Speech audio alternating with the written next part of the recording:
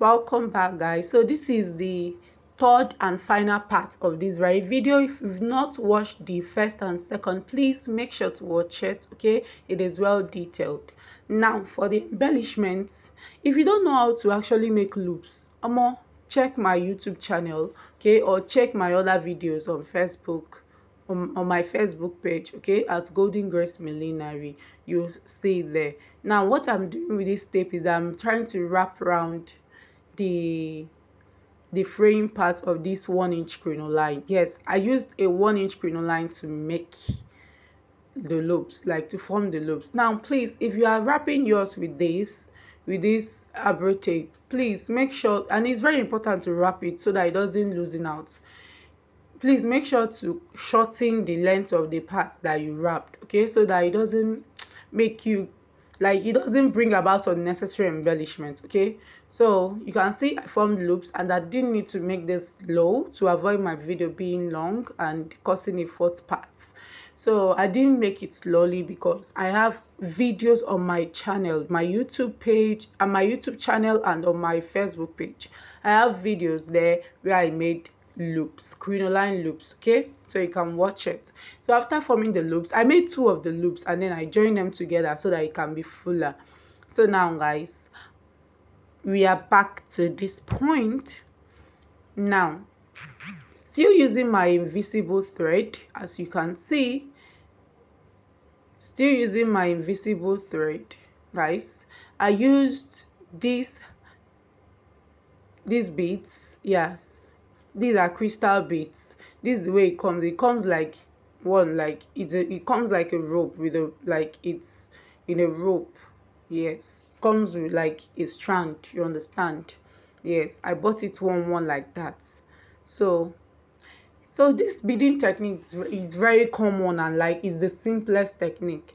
You pass your needle from underneath, and then you pass in one crystal bead, and then you lay the crystal bead flat the way you want it to be, and then you take your needle very close to, you take your needle back in underneath. Do you understand what I'm saying? Okay, I don't know whether you understand, but just look and watch carefully. Your needle, bring it out to the top, and then you pass in your crystal bead, and then you lay it flat, and then you take your needle back underneath. You understand now, right? You can make this clustered, or you can make it scanty. It depends on your choice and what you want your hat to look like. So this is a unique embellishment. You can go ahead, embellish yours the way you want it to be. So, and that will be your design. So you can see I'm making mine quite close, but not so close, because I didn't want to waste, like I didn't want to use so much crystals. Crystals are costly, because so you can pass yours, you can make it very jam-packed, like clustered, or you can make it scanty, like I made mine a little scanty. Okay, so you can make yours be unique with your style, and that's fine. So you can add as much as you want, but before carrying on, I would have to add my embellishment anyway. But for now, I'm still beading. Okay, so you see the way I laid it flat and passed my needle right there, just right where I want it to lay. You understand? So I'm sure you understand. Like, you take it in, and then you pass it at the end of the crystal. You understand? I'm sure you do. When you are making yours, you will understand better. So this was the crinoline loops that we formed earlier. So I'm sure yours is ready by now. So just go ahead and attach it before you continue beading, so that you don't end up beading even the place that you are supposed to tack down. So just tack, I advise you tack it down before you continue beading. It will also save you some beads, okay, to save you some crystals. So now see right there, I tacked it down. And remember to make your tacking very neat, okay, underneath and then at the top. Make it very neat. And at this point, you mustn't use an invisible thread or those tiny needles. Just use whatever needle you want. That's if you care. So just use whatever needle you want. because it's not beads and it cannot be too big for this work. So this was it after I was done tacking down, and you can see it's already coming out very nice and beautiful. Now I finished up the beading. You can see how neat the beadings are. So you can make your beads clustered together like jam packed, or you can make it scanty like mine. Now after that, you go ahead and get your Alice band, place your hat the way you want it to lay. You can do this with your, like, you can place it on your head or on your mannequin head. So just place it, locate where or how you want your Alice band to lay, and then you tack it down. When you are tacking your Alice band down, you mustn't use an invisible thread. Oh yes, you mustn't use an invisible thread. In fact, don't use if you notice here, I'm using my normal polyester thread so that I can make my Alice band very tight and firm.